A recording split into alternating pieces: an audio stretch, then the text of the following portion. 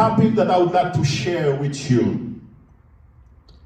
If you see from those two verses that we just read, if you were paying attention, you could easily see these two verses are talking about choices. Those verses put before me and you two choices to weigh. There is a wide gate and there is a narrow gate. And it is going to be incumbent upon me and you before we live here today to make our choice. And that's why I would like to title my sermon, Two Choices Possible. Two choices possible. Our lives are filled with decision. We decide what to wear, what to eat, where to live, where to go to school, who to marry. All those decisions, my brothers and sisters, they are trivial and insignificant. But some of the decisions, they are essential and life-changing. But the most of all is our decisions about Jesus Christ and his kingdom. And this is the ultimate choice. And this is the ultimate choice that will decide where you and I will spend our eternity. Our choice will determine our final destination in eternity. And this morning, I have a few observations that I would like to make. A few observations that I would like to make from those two verses. But before that, let me tell you this. The New Testament is not the only place in the Bible where the people of God face choices. I would like to repeat this again. New Testament is not the only place in the Bible where people of God face choices. If we want to go back, all the way back to the book of Genesis in chapter 2, verse 17, there was a choice. Adam and Eve, our great parents, they faced with a choice. They had before them the tree of the knowledge of good and evil.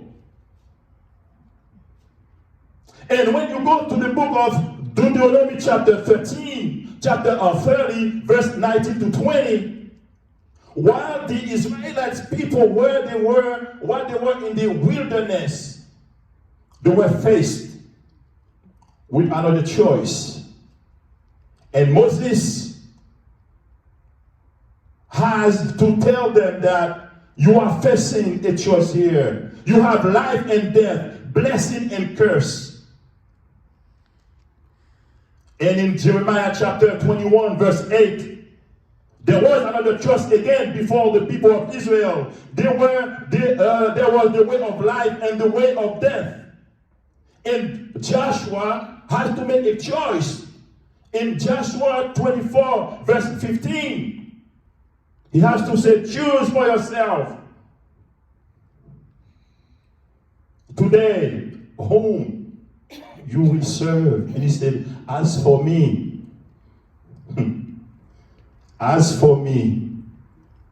and my house, we will serve the Lord. And if you were to go throughout the Bible, we will find many choices again.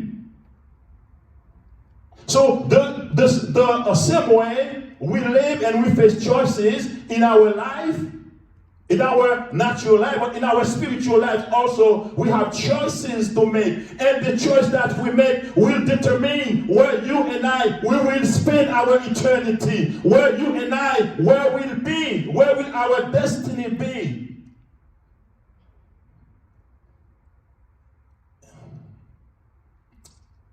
And our destiny in eternity will be determined by the choice that I make and by the choice that we make.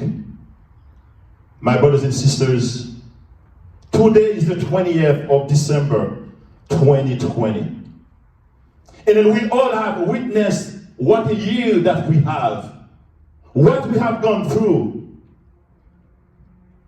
And I'm not here to scare you, but don't think that things are going to get any better. Things are not going to get any better. Things are going to get worse. I'm not here to scare you, but I am here to encourage you. And because we know that things are going to get worse, let's try to make a choice. Things are not going to get any better. Things are going to get worse. One thing that I know, my choice, the choice that you will make, will have consequences. And one thing that I know, and one thing that my Bible tells me, it will be impossible if I make the right choice to go to hell. This will be impossible. I will only go to hell if I make the wrong choice. This is what my Bible tells me. And my question this morning is, where would you like to spend eternity?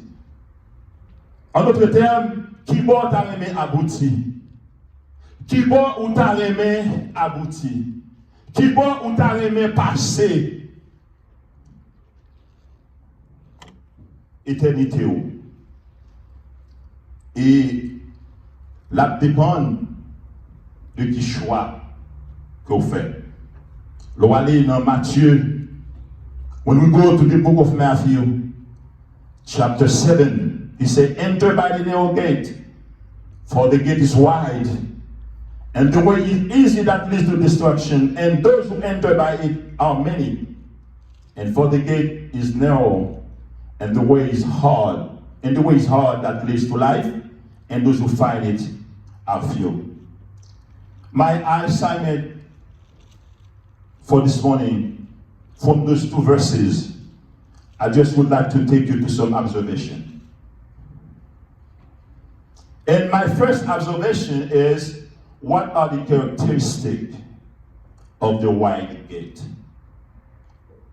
What are the characteristics of the wide gate?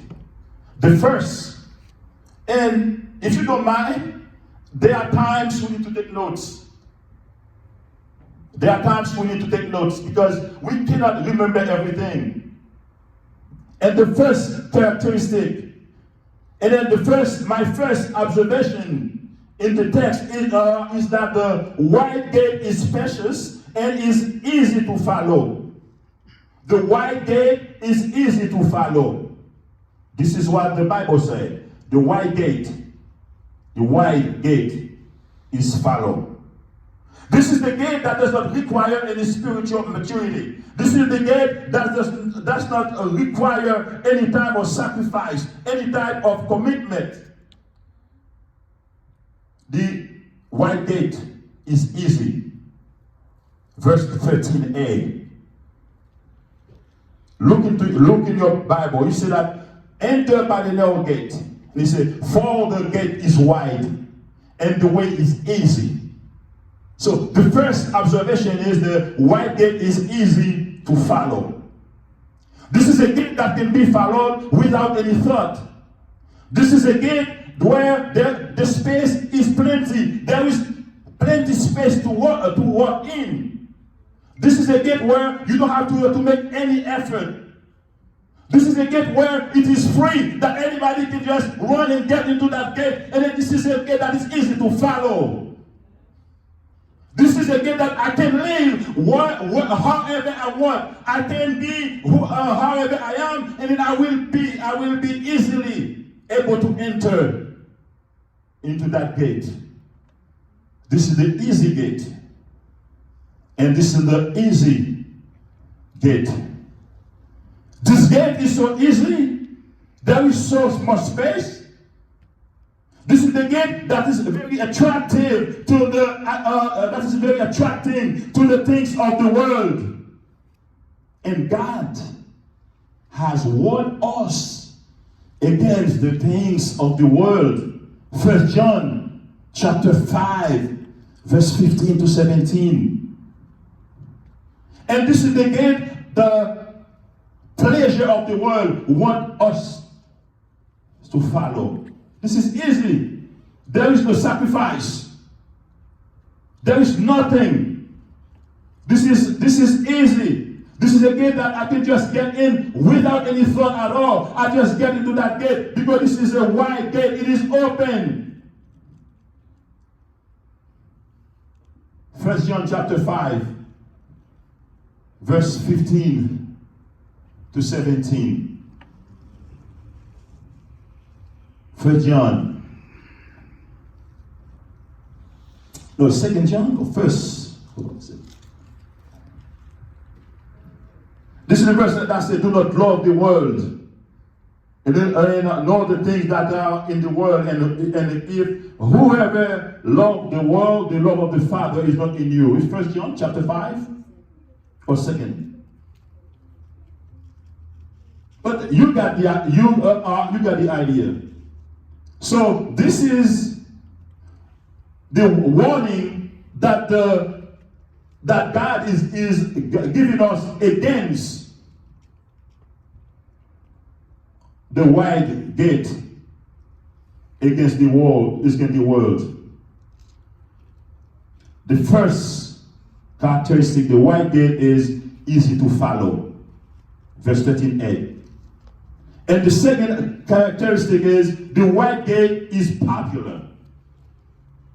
Still in verse 13. Because God says that the narrow gate, only few people find that gate. Therefore, the wide gate is popular and tempting. People want to go to the wide gate. A lot of crowds want to go to that gate. And you and I, most of the time, we like crowds. And those who decide not to go, not to follow the wide gate, they are looked down upon. They are being considered as strange. And they are often ridiculed because they don't want to go to the wide gate. The wide gate is easy to follow. The wide gate is popular when you go to verse 13. And a lot of people, because it is so popular, a lot of people want to go to this wide gate. And in the wide gate, this is where the desire of the flesh are evident in the wide gate. In the wide gate, I just live for my flesh. In the wide gate, I just live to satisfy my fleshly desires. That's why I want to go to that wide gate, because this is where that I can do whatever that I want to do. This is a where I can go wherever that I want to go. But let me tell you this. This is the third characteristic. The wide gate leads to destruction. According to Matthew verse 13, he said that for the gate is wide, it's easy. The first characteristic is wide and easy, is popular and tempting. In verse 14, it leads to destruction. Do you know why it leads to destruction? Because in the wide gate, you are not in control. In the wide gate, you are not in control. Ephesians chapter 2, verse 1 to 3. Ephesians chapter 2,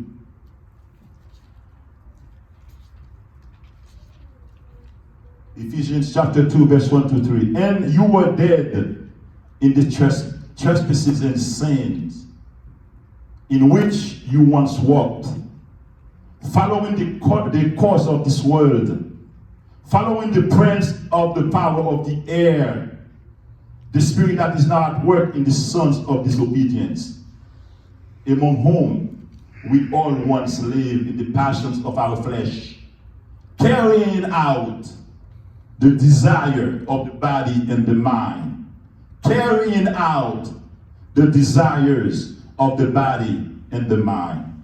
This is what the white gate is about. Everything is about my flesh. Everything is about the desire of my flesh.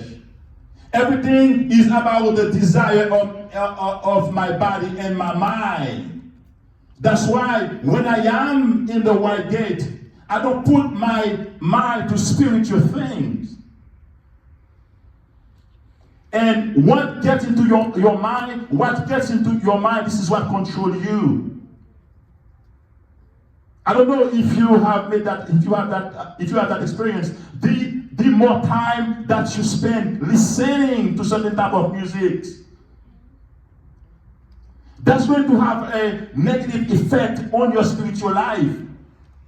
Because every time that you would like to go and listen to some spiritual music, there's going to be that fight where I want to immediately go back to listening to those secular, to those musics that my mind desires. So in the white gates, I carry out the desires of my body and the desires of my mind. I don't know if you have seen that, if you have noticed this. I have experienced this. I try to get myself into a habit where when I get up in the morning, the first thing I do, I want to read my Bible first. And then I need to confess this. And then I want to be honest, because I'm preaching this to myself as well. And as a matter of fact, I have to preach it to myself first before I even preach it to you. Why would I preach a sermon to you without preaching it to myself first? I want to make sure that I apply that same thing to my life. Now I'm getting to a point where I got to be careful. Instead of grabbing my Bible first in the morning, I tend to grab my phone first.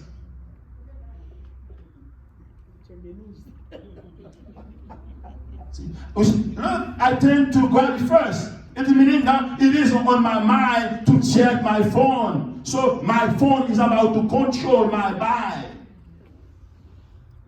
And that will lead me to choices that I would like not to make. And I'm saying this just to tell you that I understand you guys. I know what you're going through. I fully understand what you are going through. I know. But because I know where I want to spend my eternity, I have a choice to make. Yes. Do I follow the white gate? Where does it lead? And I know it leads to destruction. Do I want to be destroyed? No way, I don't want to be destroyed. And the second thing, not only that you are not in control in the white gates that lead to destruction, also you are nothing but the pawn of the devil. Ou pas rien d'autre que le pion du diable. Lorsque on a la porte large, non seulement que vous n'avez pas de contrôle, ou pas l'autre moyen encore que le pion du diable. En d'autres termes, diable apprend, il fait salver à haut. Il voyait au côté où voulez. Il faut aller côté où non pas côté où voulez. Et le diable a conduit, il n'a pas mené de l'autre côté. Il a mené dans l'enfer. Parce que pas gagne aucune place nulle. There is no neutral place. Only two places, hell or heaven. And I had a choice to make. Et si je décide pour me rester dans ce chemin là, moi détruit. Parce que je ne suis pas en contrôle. Parce que moi, le pion du diable, puis un diable apprend, la voix est n'importe côté élevé, lui fait ça avec moi. Et là, on lit dans Jean chapitre 8, verset 44. Vous voyez ça. The right gate leads to destruction. Not only I am not in control,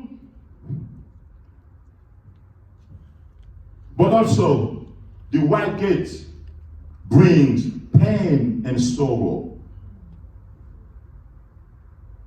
Galatians chapter 6, verse 7, it says, do not be deceived. God is not mocked. For whatever one sows, that he will reap also. And then if you were to continue to verse 8, you will see all this. It is also the way to death. The characteristics of the white gate. First, the white gate is spacious and easy to follow. Verse 13. Second, the white gate is popular. And then third, it leads to destructions. Would you like to go by the wide gate? Would you like to engage in that wide gate? And if you do not want to enter by the wide gate, God has a better alternative for you. He has the narrow gate. And let me take you to some observations of the narrow gate. When you go to chapter 17, verse 14. Matthew chapter 17, verse 14. We are going to see the characteristics of the narrow gate. Chapter 7, verse 14. It says, for the gate is narrow, and the way is hard that leads to life, and those who find it are few. The gate that leads to destruction was wide, it was easy, and many find it. And the gate that leads to life is narrow and few find it. I don't think I need to say anything else. But I just want to share with you the characteristic of the narrow gate. First, it is hard to find. It is hard to find. And it is the gate of self-denial. It is hard to find, and it is the gate of self-denial. That's why in Luke chapter 9, verse 23, look what the Bible says. If anyone wants to come after me, he must first deny himself. Second, take up his own cross. Third, and follow me. No wonder why that the first characteristic is it is a gate that is hard to follow. It is not easy. Now imagine for a moment, if anyone wants to come after Christ, first, that person has to deny himself. And I know how pride I like to be. Now I have to be humble. And second, I have to take up my cross. Carry on. Not only that the gate is narrow, now I have to take up my cross and put it, trying to force my way to that gate. What does that mean? In order for me to enter that gate, that requires sacrifice. That requires a commitment. That requires me to surrender.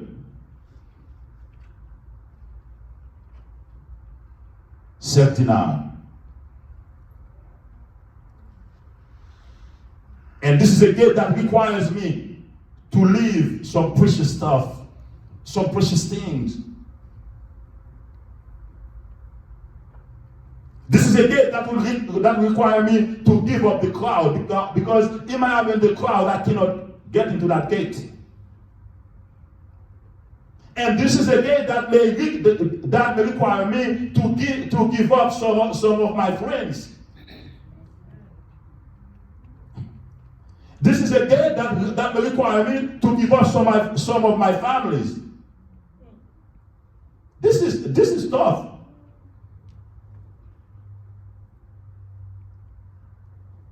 Luke 14, verse 26. Luke 14, verse 26. Two gates, a wide and a narrow. 14. Look at it says, if anyone comes to me and does not hate his own father and mother and wife and children and brothers and sisters, yes, even his own life, he cannot be my disciple. Look at this. All these are things that are dear to me, that are dear to you. But we need to be willing to give up. So that's why this is a way of self-denial. We need to give up a lot of things in order for us to enter into that narrow gate. It is hard. It is narrow. Verse 14, for the gate is narrow and the way is hard that leads to life, and those who find it are very few. It is a narrow gate. It is hard to find. This is a gate that requires me to leave many precious things. And this is a gate that leads to life. Verse 14. Would you like to choose that gate this morning? And this is the gate that I am here to offer you. And this is a gate that I am here to encourage you to choose. Because this is a gate that leads to life. Not only that a gate that leads to life, it is also a gate that honors God. This is a gate that honors God. 1 Peter chapter 1, verse 16. This is a gate that honors God. This gate that honors God would require some sacrifice from me. It will require some commitment. This is a gate where when I am in this gate, I need to learn to say no. I need to learn to say no. Because this is not an easy gate. Because I want to honor God. If I want to honor God, I have to be able to say goodbye to certain things.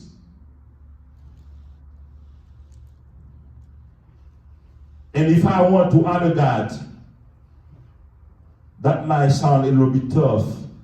There are some contacts I need to delete from my phone. I had to do that. I had to delete a bunch of contacts. I had to block a lot of people from Facebook. And even from WhatsApp, I had to block some of them too. Because I want my life is a life that honors God. An example, Joseph, a young guy, sharp, handsome. He was sold into slavery. He was almost dead. But he got to a place where everything was under his control. And their Satan was following him. And you all know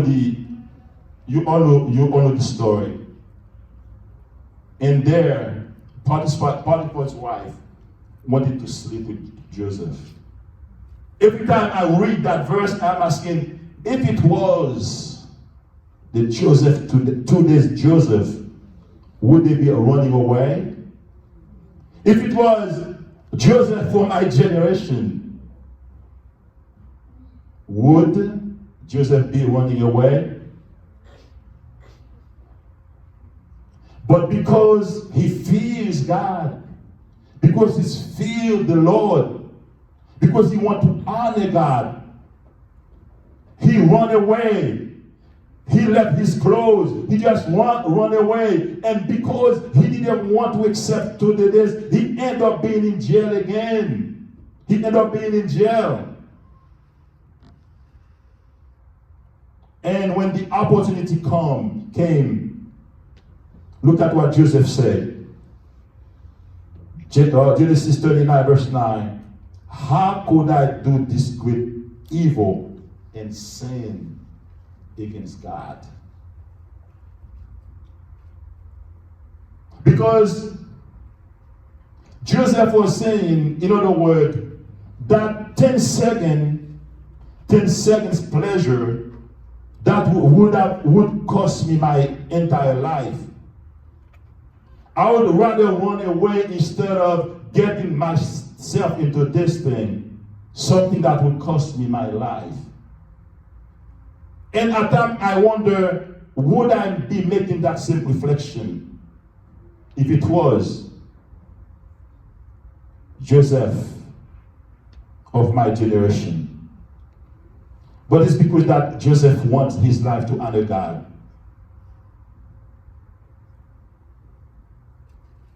The narrow gate, it honors God. The narrow gate brings blessings and power to our lives. Joseph again. Daniel.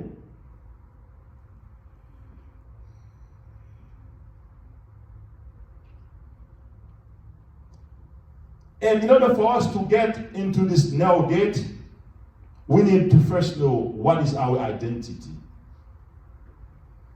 It's only our identity and our identity only that will allow us to make that choice. C'est cette identité, moi. C'est mon connaît qui laisse mon moyen. Identité qui laisse mon moyen. Et l'histoire de cette identité, lors aller dans Daniel chapitre 1 dans verset 8, quand Daniel lui déjoint une opportunité pour te manger à la table du roi. C'est possible que moi j'ai une invitation pour mal manger avec M. Trump. Je ne vais pas continuer d'appeler ça. Et puis pour moi, pour me refuser, aller.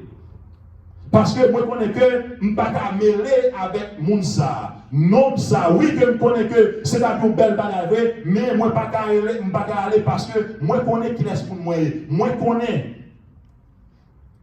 identité. Lorsqu'on connaît identité, when I know my identity, when you know your identity, that will allow you. You will be able to better make your choice because you know who I am, who you are. And the narrow gate, it offers a better life from every perspective. But today, my brothers and sisters, I present it to you while as we are getting ready to go to year 2021. I am inviting you, I am encouraging you to make a choice that will be better for you in 2021. This is a day, this is a month of self-evaluation. Just having self-evaluations. Just evaluate yourself to see how was my life in 2020. Just with some check marks. And then I say, okay, these are the check marks that I don't want to carry in year 2021. And that will allow you to make that choice. Do you want to go through the wide gate? Or do you want to go to the narrow gate?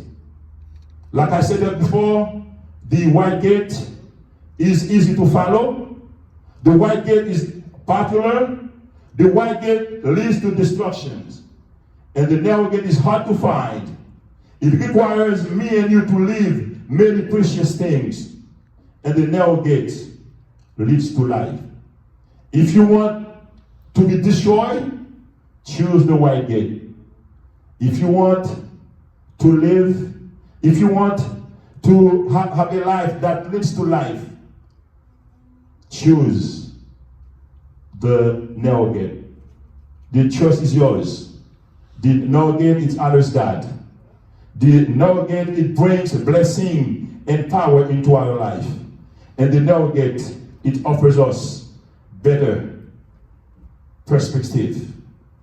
And Job, after all that he has gone through, when he gets in Job chapter 42 verse 5, he said that, I heard of you by the hearing of the ear, but now my eyes see you. My eyes see you. I encourage you to choose the narrow gate, because this is the gate that leads to life.